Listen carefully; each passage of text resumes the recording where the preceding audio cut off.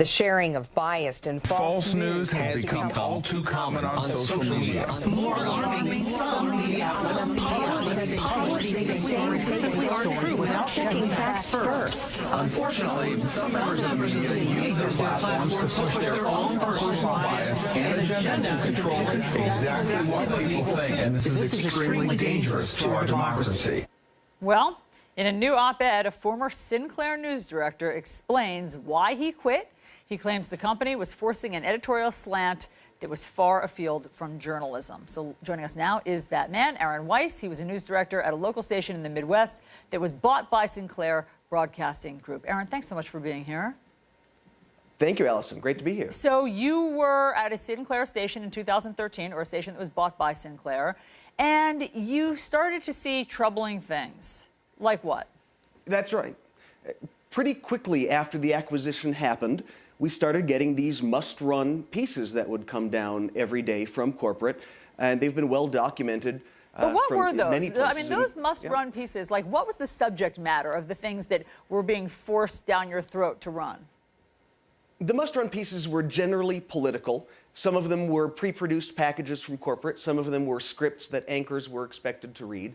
And the expectation was that they would be read entirely untouched, without any oversight. And they were of a quality that for me as a news director, I would look at these scripts, and if one of my fresh out of college reporters in Market 147 had brought these scripts to me, I would have sent them back. But corporate expected us to run them untouched. And they had a conservative slant, correct me if I'm wrong. They often had a conservative slant.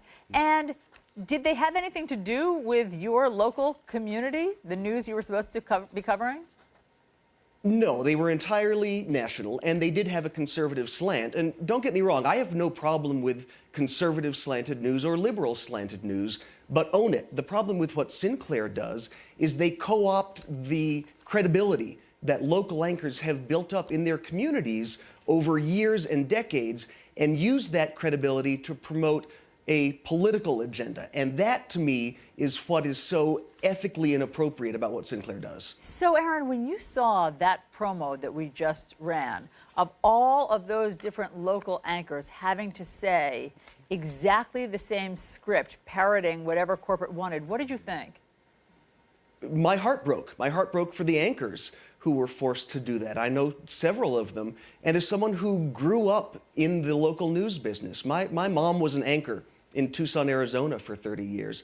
And I imagined if she had been forced to do something like that when I was a kid and forced to make a decision about her ethics versus feeding her family and keeping a job in a business that she loved, I couldn't imagine doing it. And so my heart goes out to all of those anchors who were forced to basically do what it's the equivalent of a proof of life hostage video.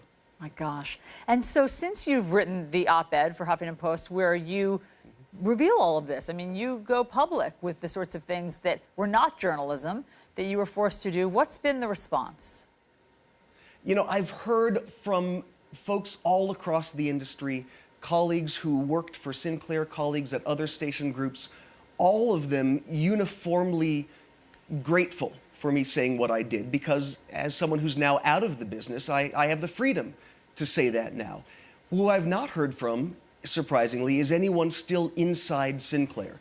They have successfully locked down the company where anyone inside, and we've seen some memos that have been leaked, threatening anyone who dares to speak out to anyone publicly about this. Oh my gosh. And so what's your advice to the journalists who are still working at Sinclair stations? I mean, number one, stay strong and hang in there. Many of them are trapped by multi-year contracts that have severe penalties if they try to leave. And we know that Sinclair does enforce those clauses in the contract if they try to leave. And then beyond that, if you do have the opportunity to go work for a station group that respects quality journalism, and having worked for many station groups over the course of my 14 years in local news, Sinclair really is unique. It's the only one that forces journalists to carry the political agenda of its corporate owners. So if that opportunity arises to go work for a station group that respects quality journalism, then you should go do that.